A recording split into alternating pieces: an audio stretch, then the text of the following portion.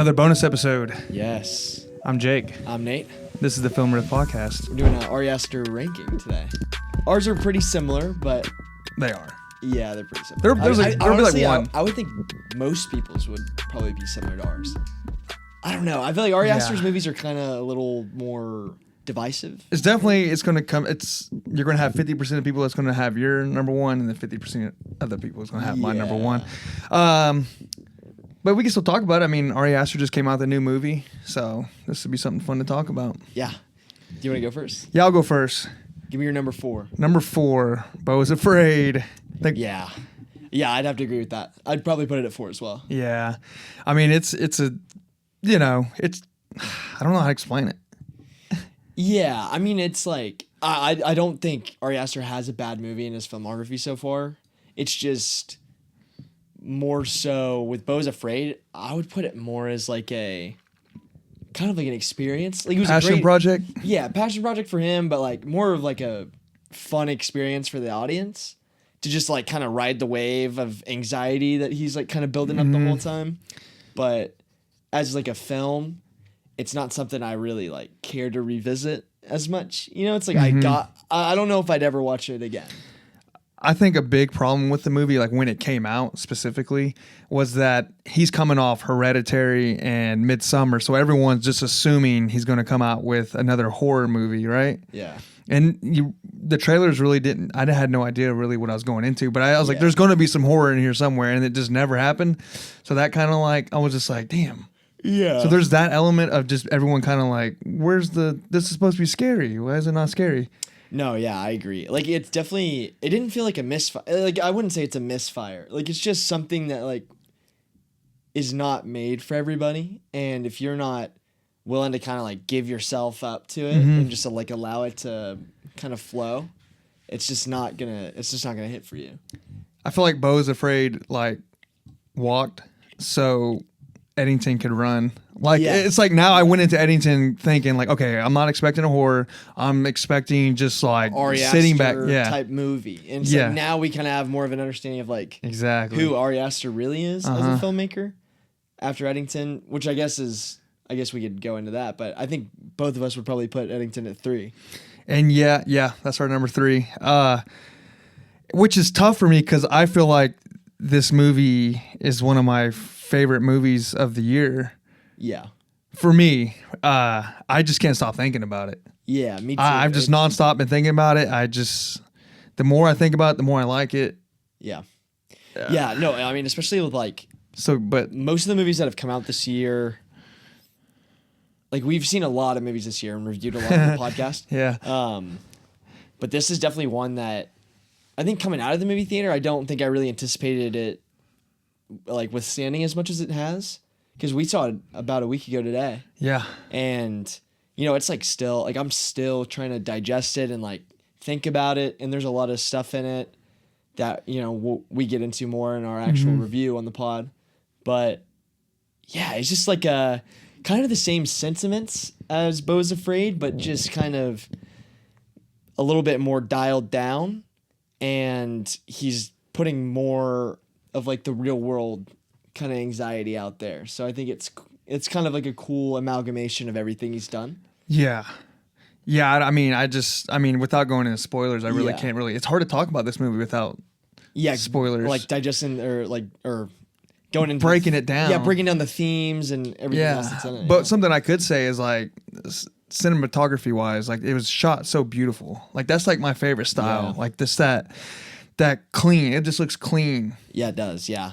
Yeah, especially like the type of scenery or kind of setting that New Mexico backdrop can kind of have. Like it can maybe come off kind of boring or desolate, but the way it's filmed is just so masterful, and just everything about it is it's just like really, really well made movie, and I think kind of got me more on board again with Ari Aster as a filmmaker.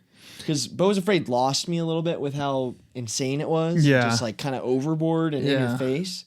But this one kind of pulled me back in. Even if it wasn't as good as, you know, the next 2 movies we're going to talk about. And it was, just to finish up on it, one of the funniest movies I've seen in a long time. Yeah, And hilarious. it was one of the best times I had in the theater. Like Yeah. I felt like I was rolling, laughing the whole time. Yeah. And then you had when we saw it, those two old people came in. We were just laughing because we're like, they have no idea what they're about to watch. You know, Yeah, just I agree. all that. It was just a great experience. I love Eddington, and I hate putting that number 3, but it's I mean the other two are just goated Masterpieces. Yeah. in my opinion. Yeah. Yeah. But this is where we'll kind of diverge a little bit. But Mm-hmm. I guess I'll give my number 2. Okay. But I'm gonna go Midsommar at number 2. And that's I that would get be my number 1. Yeah, that's number 1. Yeah, I get clowned on all the time because I call it Midsommar because that's how it's spelled. That's what we were bro. talking about. Yeah, and but it's other people clown on you for it. Oh yeah, Well, you're saying it the way Ari says it, yeah. but like the people from Sweden, or is it Denmark? No, it's Sweden. It's Sweden, yeah. They call it Midsummer. Yeah. But I mean, I don't know. It doesn't matter because Yeah. Ari Aster's made the movie, and that's how he's calling it Midsommar. Yeah, Yeah. I was like sitting with a group of my friends, and they were just like, "No way you say Midsommar, bro. You're Yeah. pretentious." I was just like, "Bro, that's how it's supposed I to hear be I said." hear a lot of people say it like that. Yeah, I don't know, but yeah, Call in if you're listening. Call The in. phone lines are Yes, open. Let us know how you pronounce Yeah. Midsommar or Midsummer. No, dude, I love this movie so much. It came out, I think it was a year after Hereditary, I think it was 1 year after Hereditary or 2. It came out in 2019. Yeah, and Hereditary, I think it was 2017, 2018. Was it that quickly? It was, yeah. It was a quick turn. I missed that one in theater. I didn't even Really? I didn't see it. No, but everyone's telling me like you gotta see it. What? Midsommar? No, No, Hereditary. Oh yeah, I saw both at the movie theater. Yeah. Quit bragging. Yeah, I know. I've been up on elevated horror for way longer than you, buddy. Hey, witch right here. Yeah, hey. Midsommar, fantastic movie. I think Florence Pugh's performance is what like holds that movie together, and Ari Aster just kind of does something different with the daylight horror in a way that's like never been done before in my eyes, like or not done as well as he does it here. And it's just a different type of horror that's just like right in your face in broad daylight, like terrifying. And it's just like, having all those cult elements and all that stuff. It's just like, it just feels like a classic horror. Like, I don't know why. It's just everything about that movie is just so well done. Iconic imagery with, all the runes and, the flower dress. Very detailed. Very detailed. Vibrant colors. Cinematography nailed it in that. Yeah, it's just like it's a really close race for me, like between 1 and 2. But So for me, why I have it over Hereditary, Yeah. I just think overall, as like I'm nitpicking here, right? I just think it's a better movie overall. yeah, I think Hereditary is a better horror movie. I think Midsommar is just overall better. I think it was better shot. I think the dialogue's better. And again, I'm not saying Hereditary looked ugly and the dialogue wasn't good. I just think this one's, I'm nitpicking that, too. Yeah. I just think Midsummer's overall better. I think the acting in both are pretty equal to me. I think both killed it. Definitely. I would have to Toni give- Collette. But Well, same actually- with Florence Pugh. I mean, I think Yeah, the face, like that smile. Yeah, that's like so much pain behind it, but she's just And that's just one Crying, moment. The other, yeah. when she is crying too, and then that scene where they're like, just everything, yeah. dude. And then the comedy, there's comedy in it, yeah, it's a funny movie. There's some funny parts to it. yeah. What's his name? Will Poulter. Yeah. He's great hilarious in in that, it. yeah. Every scene he was in was funny. All the deaths were like super like eerie, Yeah, definitely. whereas Hereditary was more scary. I don't know, Yeah, eerie and yeah, scary, yeah. which Yeah. I don't. I mean, That's different. Yeah, very different vibe. Yeah, Yeah. Because they weren't scary in Midsommar, but it was just like, oh god, like the Yeah. dude killing himself, like Yeah. the bear sewing him up in a fucking bear and shit. Like it's just so beautiful too, like the waves, and then you can tell like when she's starting to get high off the shrooms, or whatever. You the can tripping sequence. Yeah. yeah, it all starts changing a little bit, and Uh-huh. then I don't know, man. But I feel bad for like again, these top 3. I don't feel like I don't want to feel like I'm shitting on any of the movies, Yeah. But for me, like in the opening scene of Midsommar, or one of the opening scenes, when her sister calls, or she gets the phone call that Yeah. that was just like, it's just so real, you know? It's just like, oh, it was just, Yeah. and then I don't know. I feel like those moments hit, like there were so many more of those moments in that than Hereditary. And I rewatched both. Yeah. Hereditary was one of those movies I could only rewatch, I thought once, or I couldn't rewatch it ever again is what I'm trying to say. Yeah. And then I finally rewatched it, and then I was sitting there watching it, and I was like, I think I like Midsommar better. I think this solidified it for me after the rewatch. Yeah, and that's you make a good point. Like, I definitely could agree with the fact that I think Midsommar is maybe a better movie, better made movie like overall. But I mean, as I've said on the podcast like a ton of times, I'm just way more of like a true horror guy. Yeah. So Hereditary just like scratches that itch for me. Definitely. Hereditary, the reason it's my number one, is just like it changed how I viewed horror because it's like and that's so kind of basic to say, but it was just like I was a teenager when it came out, and like I was like that was kind of in my as I was starting to get more into film and like explore that, it's like, and that was what really kind of set me on that course of like, oh, like this is something I've never seen before, like in the horror genre and just in movies in general. Yeah. Because I think I was maybe 16, 17 when it came out. So, well, imagine being my age when I saw like in the late 20s, because there was nothing for like ever. Yeah. Like there was just, it changed everyone. You know what I mean? yeah. So I was the same way. Yeah. It's just, I saw Witch first though. yeah. So that was like the first one, but this one was like on another level. It's like scary. Yeah, I think this movie compared to The Witch is like way more entertaining throughout. Like The Witch for me slogs just a tad in pacing. I love The Witch. I love The Witch. I'm not shitting on it. That's my Hereditary. Yeah, for me, Hereditary, like as a movie, like the pacing is perfect, like and how it like devolves in the family drama.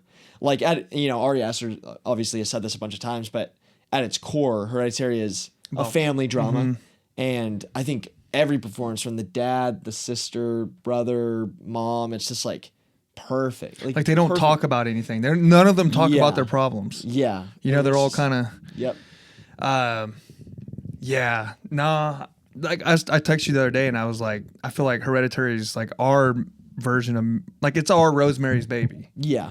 Like we have like when Rosemary's Baby came out, it was like a huge like, oh my God, I didn't think you could make movies like this. Yeah. And it was like the perfect horror movie, and then this comes out, and it's like I think that's on that same level. Yeah. I think the personal relationships in Hereditary are better written. So I think that's why it gets elevated for me. Like that's like what I connected to compared to Midsommar. With the horror. Yeah, compared to Midsommar. And so like with Midsommar, it's like the horror element, not the horror elements, but the kind of just the eerie elements, like all the cult stuff, like that stuff is better. Like the cult stuff is way better done in Midsommar than Hereditary. Oh yeah, but they set the bar. Yeah, or already set the bar with that. Just like that smaller, intimate family dynamic is like what really pulls me in. It's like kind of creates that whole atmosphere.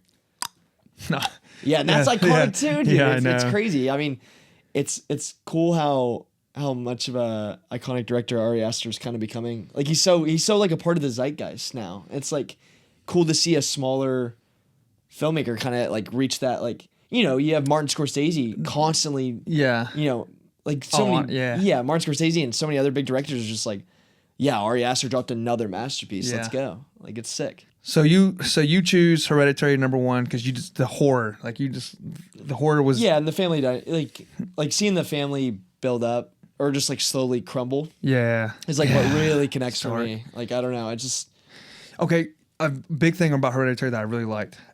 It kind of came out in that same, I forgot, it was like the Babadook or whatever, you know what I'm talking about? Yeah, Babadook, yeah. And it was like a whole thing of like, so when that movie came out, it was like, you thought it was a demon maybe, but it ended up just it was just a metaphor for mental illness, right? Yeah. And the whole time it's what it was. Mm-hmm. So when I was watching Hereditary the whole time, I'm like, all right, I'm not going to fall for it this time. Like this is all mental illness. The family is fucked up.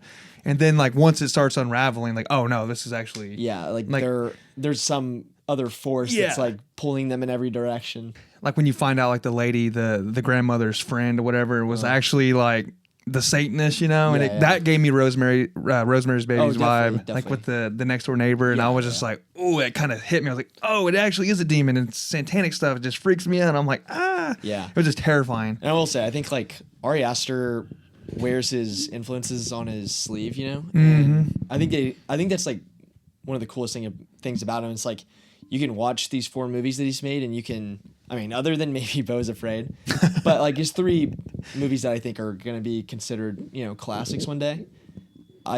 You know, they all have obvious, you know, comparisons to other movies from the past, like Rosemary's Baby, Wicker Man, you know, Nashville for Eddington. It's just like, but he manages to take all those, you know, influences, wear them on his sleeve, and also just create something that's wholly original and feels fresh and different. So I think that's like, it's just like kind of why he's becoming more of a like auteur, like a master. Yeah. No, I agree. We love him. So yeah, I was really nervous going into it. I was kind of optimistic though. I was like, I think Eddington. I was like, Eddington might bring us back. Yeah, and fuck, dude, it did. So shout out Ari. Yep. That's the bonus episode. Yeah, catch on the actual pod. Yeah. So I got Midsommar, and you got Hereditary. Just to clarify. Yeah. Yep. But yeah, full episodes come out on Friday. Bonus episodes on Tuesday. Make sure to check us out. Woo!